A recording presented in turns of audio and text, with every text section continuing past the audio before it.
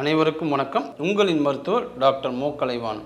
இந்த பகுதியில் கன்னி லக்னம் 2026 எப்படி இருக்குங்கிறத பார்க்கலாம்.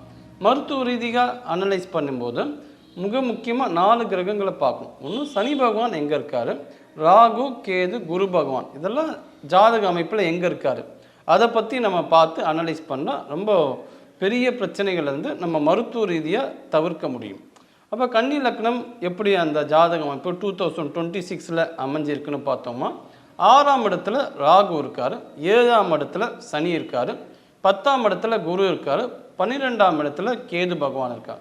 இதுதான் ஜாதக அமைப்பு 26 பொதுவான ஜாதக பலன் தான். ஒவ்வொருத்தருக்கும் இது வேறுபடும்.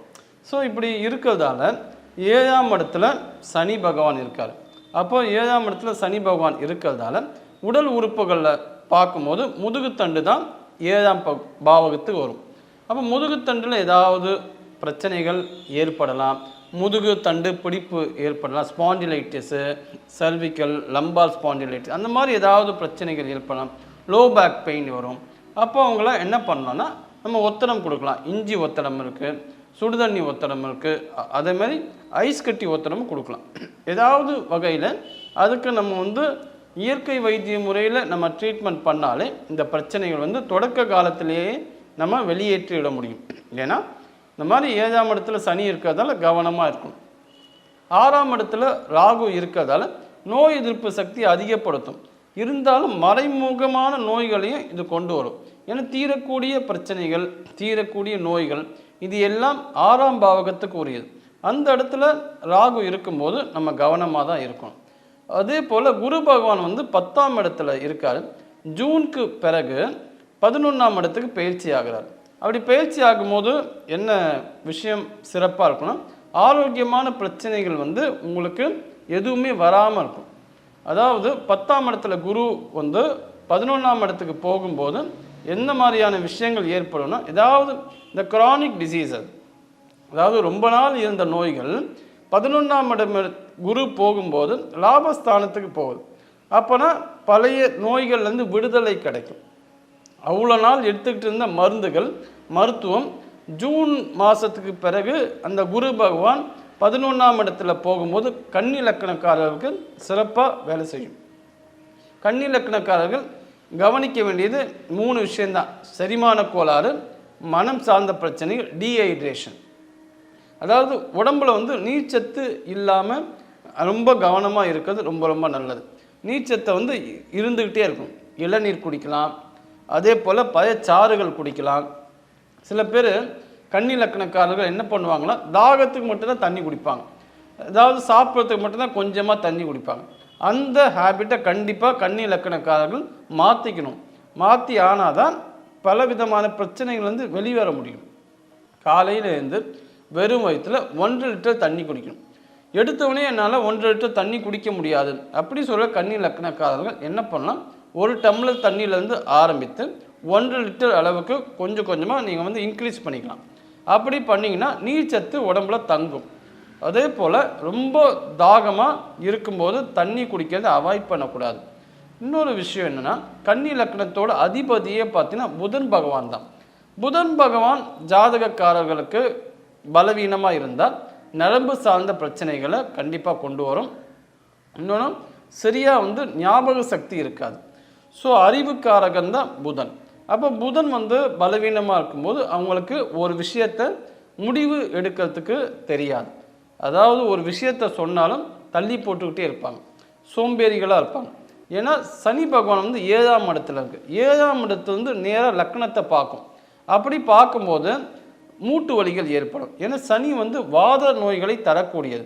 அப்போது மூட்டு வலிகள், கை வலிகள், இந்த ஜாயிண்ட் பெயின், ஜாயிண்ட்டில் ஏற்படக்கூடிய ஸ்வெல்லிங்கு இது எல்லாமே சனி பகவான் கன்னி லக்னத்தை பார்க்கறதால ஏற்படக்கூடிய பாதிப்புகளாக இருக்கும். அப்போது அந்த மூட்டு வலிகள் இருக்கும்போது, அந்த வாத நோய்கள் இருக்கும்போது கண்டிப்பாக உணவில் இந்த உருளைக்கிழங்கு, சேப்பங்கிழங்கு, சேனக்கிழங்கு அது எதுவுமே சாப்பிடக்கூடாது. கருணக்கிழங்கு மட்டும் அலோவ் பண்ணிக்கலாம். ஸோ நிறைய பேருக்கு இந்த உருளைக்கிழங்கு பிரியர்கள் இருப்பாங்க கன்னி லக்னக்காரர். கண்டிப்பாக அதை அவங்க தவிர்க்கணும். அதை தவிர்த்திங்கன்னா இந்த மாதிரி கேஸ் அதிகமாக ஃபார்ம் ஆகாமல் நம்மளால் கண்டிப்பாக கவனமாக எடுத்து செயல்பட முடியும். அப்போது உணவில் இது எல்லாமே நம்ம அவாய்ட் பண்ணணும். ஜங்க் ஃபுட்டு, ஃபாஸ்ட் ஃபுட்டு, இன்றைக்கி வந்து வீதிக்கு வீதி பிரியாணி கடைகளாக இருக்குது. அசைவ உணவுகள் வந்து அதிகமாக எடுக்காமல் இருக்கிறது ரொம்ப ரொம்ப நல்லது. ஏன்னா அசைவ உணவுகள் அதிகப்படியான செரிமானத்து பிரச்சனைகளை கொண்டு வரும். அதனால் நம்ம அவாய்ட் பண்ணுறது ரொம்ப ரொம்ப பெஸ்ட்டு. ஏன்னா 6ஆம் இடத்துல வந்து நமக்கு ராகு இருக்கிறதால கவனமாக தான் இருக்கணும். ஏன்னா அது வந்து தீரக்கூடிய பிரச்சனைகளை கொண்டு வரும். அப்போ எதுக்கு நமக்கு அது இடம் கொடுக்கணும்? ஒழுக்கமான வாழ்க்கை முறை, எளிதில் ஜீரணமான உணவுகள், இது எல்லாம் நம்ம தொடர்ந்து எடுத்துக்கிட்டே வந்தால் இந்த கன்னி லக்னக்காரர்களோட ஜாதக அமைப்பு ரொம்ப நல்லாவே இருக்கும். கன்னி லக்னக்காரர்களுக்கு அதிபதியே புதன் பகவான் தான். இப்போ புதன் பகவான் பலவீனமாக இருந்தால் நரம்பு சார்ந்த பிரச்சனைகள் கொண்டு வருவார். அப்போ நரம்பை வந்து பலவீனப்படுத்துறதுக்கு கொத்தவரங்காய் எடுத்துக்கலாம். கொத்தவரங்காய் டெய்லி ஒரு 5 எண்ணிக்கையில் நம்ம வந்து மஞ்சள், கல்லுப்பு, சுடுதண்ணியில் போட்டு வாஷ் பண்ணிவிட்டு அடி பச்சையாக நம்ம சாப்பிடணும். சில பேர் யோசிக்கலாம், எப்படி கொத்தவரங்காய் பச்சையாக சாப்பிட்றது? பச்சையாக சாப்பிடும் போது அதோட முழு பகுதிகள், அதாவது பலன்கள் வந்து நமக்கு கிடைக்கும். அதே போல் விட்டமின் கே அது அதிகமாக உண்டு. நரம்பு மண்டலத்தை பலவீனப்படுத்தக்கூடிய ஆற்றல் வந்து எதுக்கு கிடைக்குன்னா நம்ம கொத்தவரங்காய் தான் கிடைக்கும். அப்போ கொத்தவரங்காய் நம்ம தொடர்ந்து சாப்பிட்டாவே நரம்பு வந்து பலமாக இருக்கும். கன்னி லக்னக்காரர்கள் இந்த மாதிரி வகையில் கொத்தவரங்காயை நம்ம எடுத்துக்கிறது சிறப்பாக இருக்கும். ஸோ நரம்பு மண்டலத்தை பாதிக்கப்படும் போது கிட்னியை வந்து நம்ம ஸ்ட்ரென்தன் பண்ணணும். ஏன்னா சிறுநீர் சார்ந்த பிரச்சனைகள் நம்மளோட கண்ட்ரோல் இல்லாமல் சில பெண்கள் வந்து சிரிக்கும்போது, தும்பும்போது அந்த யூரின் லீக்கேஜ் பிரச்சனை இருக்கும். அது நரம்பு மண்டலம் வந்து பலவீனமாக இருந்தால் அந்த மாதிரி வரும். சில பேருக்கு ஆண்களுக்கு வருவதற்கு வாய்ப்பு உண்டு. அப்போ கன்னி லக்னக்காரர்கள் அந்த கிட்னியை வந்து ஸ்ட்ரென்தன் பண்ணுறது அக்குப்ரெஷர் பாயிண்ட்ஸில் வந்து எது பயன்படுத்தலான்னா, உள்ளங்கையோட நடுப்பகுதி இருக்குல்ல, நடுப்பகுதியை வந்து ப்ரெஷர் பண்ணணும். ஒரு 50 முறை நீங்கள் வந்து ஜென்டலாக ப்ரெஷர் பண்ணால் போதும். அதுக்கு அடுத்தது மணிக்கட்டோட நடுப்பகுதியில் கொஞ்சமாக மேலே வந்து இந்த பகுதியை ப்ரெஷர் பண்ணணும். இது வந்து ஒரு 50 முறை பண்ணணும். 2 உள்ளங்கையிலையும் மாறி மாறி பண்ணுறது ரொம்ப ரொம்ப நல்லது. அதே போல் முத்திரைகளும் நரம்பு மண்டலத்தை பலப்படுத்துறதுக்கு நிறையவே இருக்குது. அதில் மிக முக்கியமானது பிருத்திவி முத்திரை. பிருத்திவி முத்திரை வந்து இதுதான் செயல்முறை. அதாவது இந்த விரலையும் கட்ட விரலையும் மோதிர விரலையும் இணைக்கணும். இதுதான் பிருத்திவி முத்திரை. பிருத்திவி முத்திரை 20 நிமிடம் சாதாரணமாக மடி மேலே வச்சு பண்ணலாம். எப்போல்லாம் நீங்கள் ஓய்வாக இருக்கீங்களோ அப்போல்லாம் பிருத்திவி முத்திரை பண்ணுங்கள்.